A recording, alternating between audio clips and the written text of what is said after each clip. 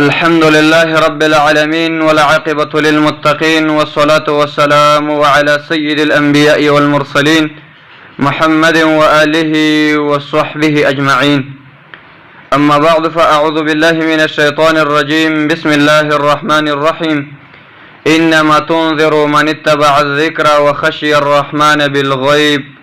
فبشره بمغفرة وأجر كريم. صحابه کرام او زمنګ د امت سلف الصالحین چې کوم تیر شوي دي نیکان خلق،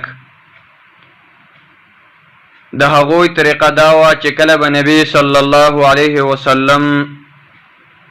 او یا په صحابه کرامو کې د یو صحابي بیان به واورېدلو نورو صحابه کرامو، نو په صحابو باندې به ډېر زیات اثر هغه کوو، خو لیکن په منګ او تاسو باندې اثر نه کوي. صحابه کرام به ډایرکټ آخرت طرف ته هغه متوجه کول، او صحابه کرام به ډایرکټ آخرت ته متوجه شو چې آیا دا خبره موږ ته رسول الله صلی الله علیه وسلم بیان کړه، دا حقیقي او رښتینی خبره ده. راځئ چې اوس موږ خپل ځان کې وګورو چې دا دومره علما کرام چې راځي او بیانات کوي، آیا د دې بیاناتو موږ ته څه فایده ملاویږي او که نه ملاویږي؟ آیا د دې علما کرامو په بیاناتو سره زموږ په اعمالو کې، زموږ په عباداتو کې، زموږ په اخلاقو کې، زموږ په منځونو کې، زموږ په خشوع کې، او زموږ په غم کې، او زموږ په خوشحالۍ کې څه تبدیل راځي که نه راځي؟ کنا او مقشان دا مخ کې پشانتې په زاړه حال باندې ومنګه. آیا د دې علماو بیانات سره په دې کې تغییر او تبدیل په من کې راځي او کنه؟ دا سوچ منګه او تاسو هغه وکړو زما مؤمنانو. والله العظیم د الله رب العالمین دا پاک آیاتونه، د محمد رسول الله صلی الله علیه وسلم دا پاکې خبرې دا په موږ باندې اثر نه کوي. دا ولې د دې څه وجه ده؟ زما عزتمندو په صحابه کرامو باندې به د نبی صلی الله علیه وسلم هر یوه خبره ډېر زیات اثر کو. مشهور حدیث ته تاسو اورېدلی دی، صحابه کرام یوه ورځ د نبی صلی الله علیه وسلم سره ناستو. حدیث کې دا راغلی دی، نبی صلی الله علیه وسلم دا حدیث بیان که صحابو ته چې انکم تفتنون فی القبور مثل او قریبا من فتنة المسیح الدجال. اے زما صحابو، په تاسو باندې په دې قبر کې داسې یو امتحان را روان دی لکه څنګه چې په دنیا کې د دجال امتحان دی، دغه شان یو امتحان په تاسو باندې په دې قبر کې را روان دی، او تاسو نه به الله سبحانه وتعالی ارته تفوس کوي. دا یو لوی امتحان په تاسو باندې را روان دی. تاسو وګورئ، اسماء رضی الله عنها فرمایي د نبی صلی الله علیه وسلم خینا د ابوبکر صدیق لور او د عائشې خور هغه فرمایي، وی قسم په الله چې صحابه کرامو کله د نبی صلی الله علیه وسلم نه دا حدیث واورېده او دا خبره ترې نه واورېده، دومره اثر یې په صحابه کرامو باندې وکړه مؤمنانو. فضج المسلمون ضجة حالت بیني وبین ان اسمع کلام رسول الله صلی الله علیه وسلم. اسماء رضی الله عنها فرمایي، وای دې صحابه کرامو دومره چغې ووهلې، دومره سخت اوازونه وکړه، حالت بیني وبین ان اسمع کلام رسول الله، چې ګوره زه د رسول الله صلی الله علیه وسلم پر اخرنۍ خبره باندې پوه نه شوم. د صحابه کرامو د سور د وجې نه چې دا شور او د رسول الله صلی الله علیه وسلم د خبرې دپاره حائل وګرځېدلو. وای په دې وروستنۍ خبره باندې زه پوه نه شوم چې رسول الله صلی الله علیه وسلم کومې خبرې ته اشاره وکړه چې تاسو باندې به د دې خبرې امتحان په خبر کې هغه راځي. زما مؤمنان ورونو، په صحابه کرام باندې به د رسول الله صلی الله علیه وسلم خبرې دومره اثر کو، په موږ او تاسو باندې اثر نه کوي. یو بل صحیح حدیث کې دا راغلی دی، نبی صلی الله علیه وسلم یو ورځ یو مؤثر بیان وکړ، داسې یو مؤثر بیان یې وکړ، یو مؤثر یو ښکلی بیان یې وکړ صحابه کرامو ته. چې کله بیان وکړ نو صحابه کرام ناستو، فغطى اصحاب رسول الله صلی الله علیه وسلم وجوههم ولهم انین. د نبی صلی الله علیه وسلم دا خبره چې صحابه کرام واورېده، صحابه کرامو د خپل سرونه ښکته کړه او په د خپل سرونه باندې چې کوم د دشمنانو راواچولو دا سرونه یې ښکته کړه. زما مؤمنان ورونو، د مسلمان مؤمن قانون هغه دا دی چې کله په کې اخلاص ډیر وي، اخلاص، نو هغه کوشش کوي د دې خبرې چې زه د خپل جړه په دنیا کې خلکو ته ونه خېمه، زه د خپل چې کوم د خکساري او تقوا ته چاته ونه خېمه، بلکې زه پټه وساتم. کوشش د دې خبرې هغه کوي. زما مؤمنان ورونو صحابه کرام به د سر هغه ټیټ کړ سترګونه به اوښکې روانې وي، د غومبري به سره سره شي وو، دومره اثر به د رسول الله صلی الله علیه وسلم خبرو کوو. خو لیکن په موږ او تاسو باندې زما مؤمنان ورونو خبرې چیرته اثر نه کوي. د قرآن او حدیث بیانېږي خو لیکن په موږ او تاسو باندې اثر نه کوي. تاسو صحابه کرامو ته وګورئ چې په هغې باندې خبر څومره اثر وکړ. یو بل حدیث کې دا راغلی دی، شفیع بن مطیع رحمه الله چې دا یو تابعي دی، دا یو ځل مسجد نبوي له د ابو هريره رضی الله عنه خواله راغی. ابو هريره رضی الله عنه خواله چې وایي زه کله ورغلم شفیع بن مطیع وایي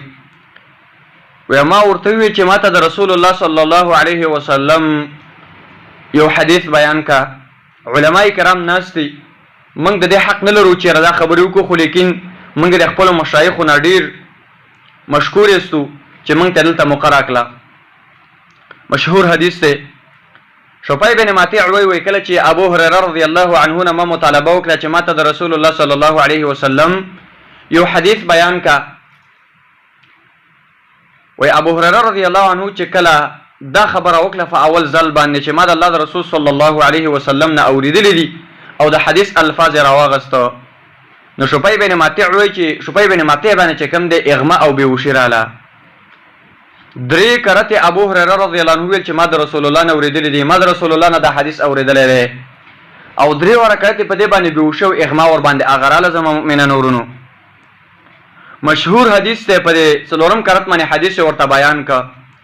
دا تاسو په خپل غوګونو باندې اوریدل د رسول الله صلی الله علیه وسلم فرمایي اول من تصعر بهم النار الثلاث، اول چې الله رب العالمین ور د جهنم ګرمای د پدری کسانو باندې ګرمای. هغه درې کسانو کې چې کوم دی یو هغه کس دی چې تذکره به تاسو ته رستا غو کما. دا حدیث چې کله شفیع بن مطیع رحمه الله واورید نو د دې نه دا روان شو شام ته لاړ.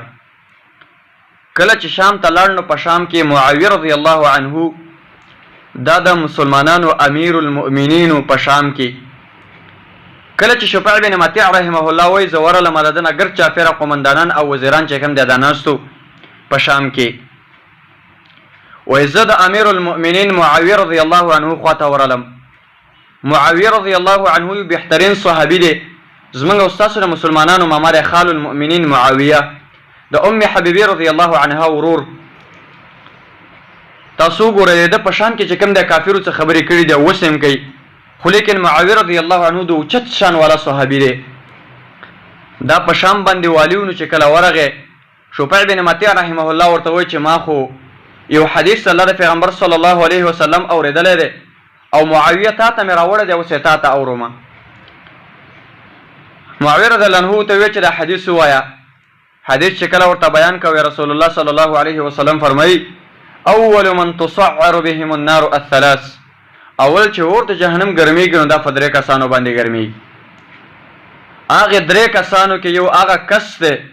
چې هغه عالم دی، عالم په ورځ د قیامت باندې به الله راولي او تپوس به ترې وکړي چې عالم صاحب د علم د څه دپاره کړی،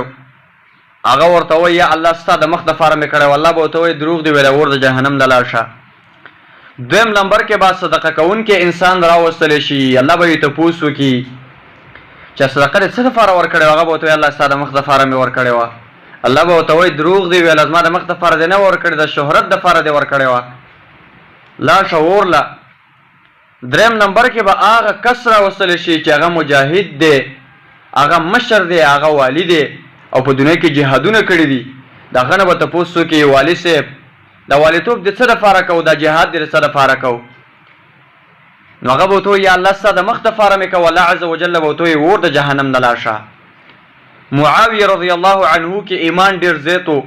هغه چې کله دا حدیث واورېد نو دې حدیث به دومره اثر وکړه زما مؤمنانو ورونو، خو موږ او تاسو باندې اثر نه کوي. چې حدیث کې دا راغلی دی حتی فبكى معاویه رضی الله عنه حتی فبل لحیته. معاویه رضی الله عنه دومره وجړلی چې دا ګیره مبارکه چې دا د اوښکو نه هغه لمده شوله. دومره ور باندې د رسول الله صلی الله علیه وسلم دی حدیث اثر وکړه او دومره تینا متاثر شو دوار آخرت ته متوجه شه چې یقینا الله به موږ سره د دې خبرې حساب کوي او الله به موږ نه تپوس کوي آیا به بس موږ سره دا جواب یې کو او کنه به را سره نو ډېر زیات هغه وجړلی کله چې زما مؤمنان ورونو دغه حدیث معاویه رضی الله عنه واورید نو پاغه باندې دومره اثر وکړه ګر چا پیره چې دا کم والین ناستو والین صاحبان ناستو نو هغه چې پامو کوم معاویه رضی الله عنه جړل نو دا خبره د ځان سره وکړه چې لقد جاء هذا بشر ابكى اميرنا یره دې سړي خو څه شر راوړی دی لقد جاء هذا بشر دې سړي خو چې کوم د په شر سره راتله کړی دی او شر د ځان سره راوړی دی ابكى اميرنا زموږ د امیر صاحب یې وجړو معاویه رضی الله عنه ته اشاره وکړه چې دا یې وجړو زما مؤمنان ورونو دومره اثر په قرآن او حدیث هغه کو په صحابه کرامو باندې تاسو ګورئ حدیث کې دا راغلی دی کله چې نبی صلی الله علیه وسلم باندې دا آیاتونه را نازل شو د سوره حجرات لا ترفعوا اصواتكم فوق صوت النبي ان تحبط اعمالكم وانتم لا تشعرون اے د ایمان ولو تاسو په نبی صلی الله علیه وسلم باندې خپل اوازونه مو چتوي کچیرتم د نبی صلی الله علیه وسلم د اواز نه خپل اواز اوچت ک نو خبره غدره ان تحبط اعمالكم وانتم لا تشعرون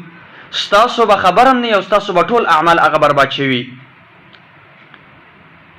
دا خبره چې کله رسول الله صلی الله علیه وسلم هغه انسان دی زما مؤمنان ورونو تاسو ګورئ چې د رسول الله صلی الله علیه وسلم باندې الله رب العالمین دغه په تابعدارۍ باندې د جنت فیصله کوي فیصلې کړي دي او په نه تابعدارۍ باندې د جهنم فیصلې نو ګوره دا آیات کلمه چې کله ثابت بن قیس بن شماس رضی الله عنه واورید حدیث بخاری کې دا راغلی دی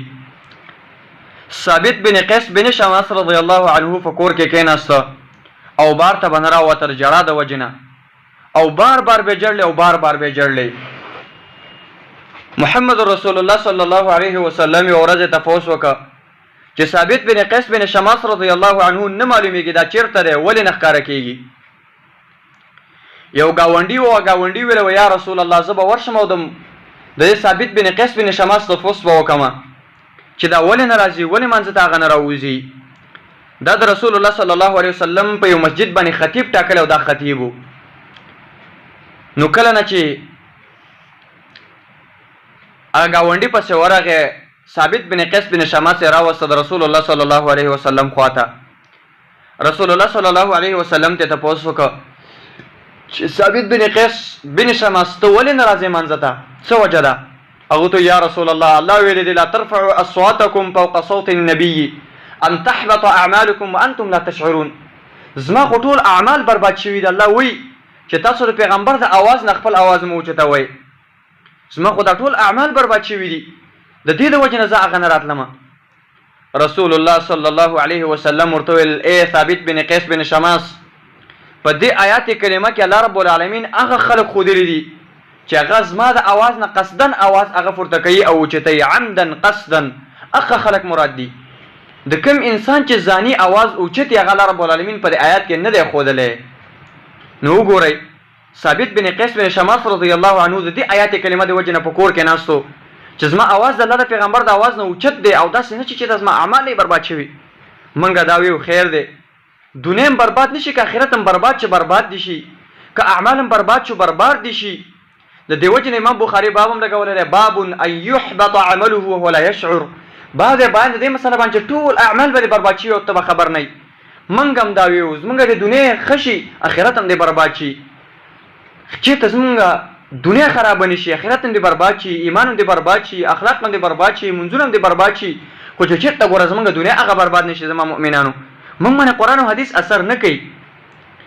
نو تاسو ګورئ صحابه کرام باندې په قرآن او حدیث ډېر اثر کو د عمر رضی الله عنه عادت هغه دا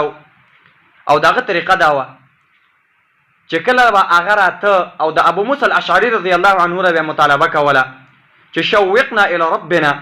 مونږ ته د خپل رب لره چې کوم دی په شوق کې راوله شوق کې صحابه کرامو کې ایمان ډېر زیات و زما مؤمنان ورونو ډېر زیات ایمان پکې پروت او ابو موسی الاشعري رضی الله عنه ته رسول الله صلی الله علیه وسلم ویلو لقد اوتیت مزمارا من مزامیر آل داود. قسم فلا اے ابو موسی الاشعری تعالی چې الله رب العالمین دا کم आवाज درکړی دی، قسم په الله تعالی الله هغه आवाज درکړی دی کم خیسته خپل आवाज چې الله رب العالمین داود علیه السلام ورکړی او داود اهل له ورکړی